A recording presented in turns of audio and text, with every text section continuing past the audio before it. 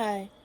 This week in class, we read a very short story by Ernest Hemingway, and we read chapter 2 of The Great Gatsby.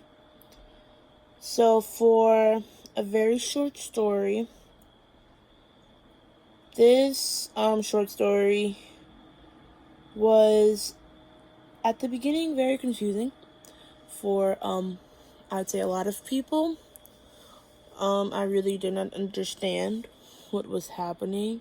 I started on it a day before class, and I collaborated with a friend before we even did the group activity in class to try to understand what I was reading. With the group activity, I was able to see other people's points of view over the short story, and I was able to see that there were many themes in it. And there were just so many small things that were so easy to miss your first time reading it through. I mean, there's so much you can imply about the characters, and there's so much that is left in confusion, and you still have questions because it ends so abruptly. The ending was really shocking. It was really unexpected how he died. I'm not sure. Let me look. He died because I don't know if he died, but he contracted gonorrhea from a salesgirl. And to me, personally, that just showed how their love was really not as solid as they wanted it to be. They weren't that committed to each other from the beginning.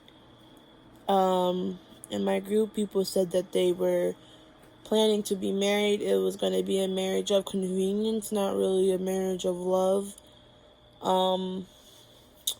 So I guess it's up to the reader on whether or not them separating was a good thing or a bad thing.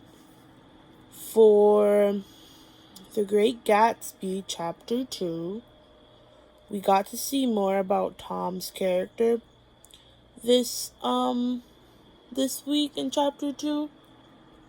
We also got to see more about his mistress, and I was able to see how the narrator, Nick, more about how in chapter 1 he was very for lack of a better word, he was very loud about the fact that he is not a judgmental person. And in chapter 2, even though he didn't outwardly say it, it felt like he was being very judgmental. I'm not saying it wasn't justified to be judgmental. I'm just saying he was judgmental.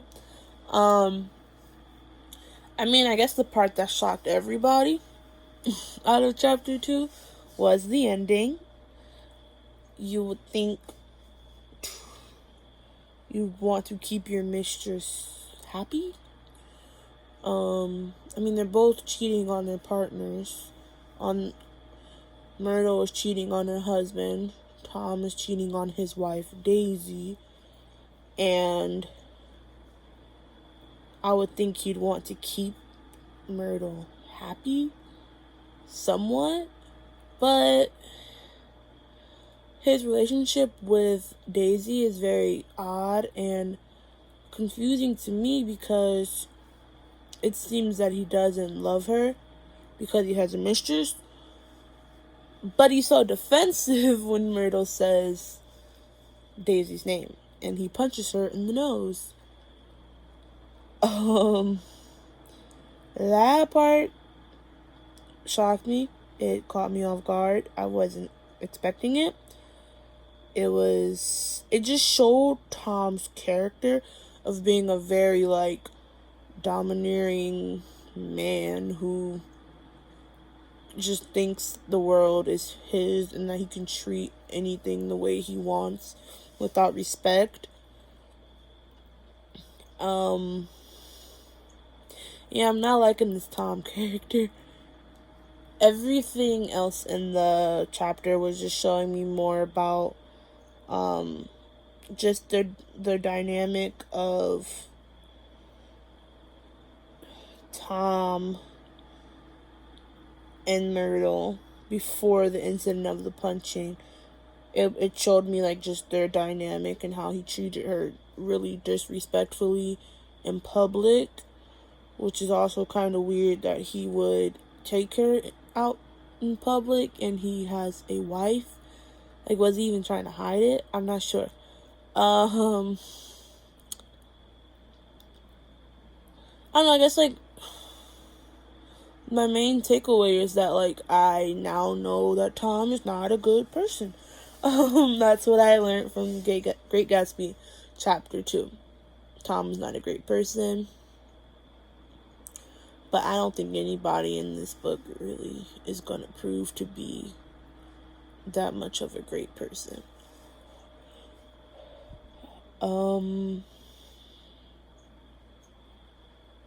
I guess it's kind of similar to A Very Short Story. And I think either of them were particularly great people. The girl kind of betrayed the American soldier by sleeping with an Italian general because she thought it'd be more stable. And it ended up not being stable, and I don't know, the American soldier actually didn't do anything wrong. Yeah.